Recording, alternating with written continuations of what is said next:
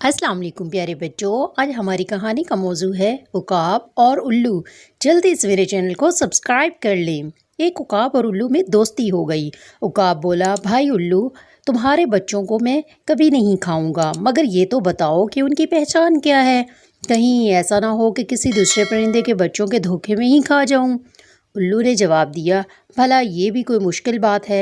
मेरे बच्चे सब परिंदों के बच्चों से ज़्यादा खूबसूरत हैं।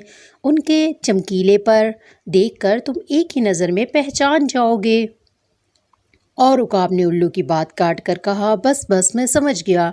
अब मैं कभी धोखा नहीं खा सकता, मगर भाई हर बात को पहले ही पूछ लेना अच्छा होता है, फिर पछताने से कुछ नहीं हो सकता।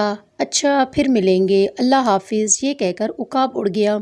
दूसरे दिन उकाब शिकार की तलाश में इधर उधर उड़ रहा था कि उसे एक ऊंचे दरख्त की शाख पर एक परिंदे का घोंसला नजर आया।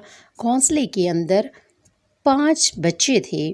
काले कटोले बदशक्ल बच्चे मोटी और भद्दी आवाज़ में चूं चूं कर रहे थे। उकाब ने सोचा कि ये बच्चे मेरे दोस्त उल्लू के तो हरगिज़ नहीं हो सकते, क्योंकि ना तो ये खूबसूरत हैं और ना ही इनकी आवाज़ मीठी और सुरीली है। ये सोचकर उकाब ने उन बच्चों को खाना शुरू कर दिया। ये सब बच्चों को खा चुका तो उल्लू वहाँ पर आया और शोर मचा दिया, अरे ये तुमने क्या किया, ये तो मेरे बच्चे थे। उकाब घबराकर उड़ गया। पास ही एक तोता बैठा हुआ था। वो बोला उल्लू से कि इसमें उकाब का कोई कसूर नहीं, सारी गलती तुम्हारी है।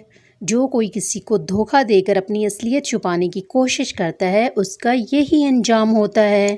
जी बच्चों, अगर आपको मेरी वीडियो अच्छी लगी हो तो प्लीज़ मेरे चैनल को सब्सक्राइब कीजिए, मेरी वीडियो को लाइक और शेयर कीजिए। शुक्रिया।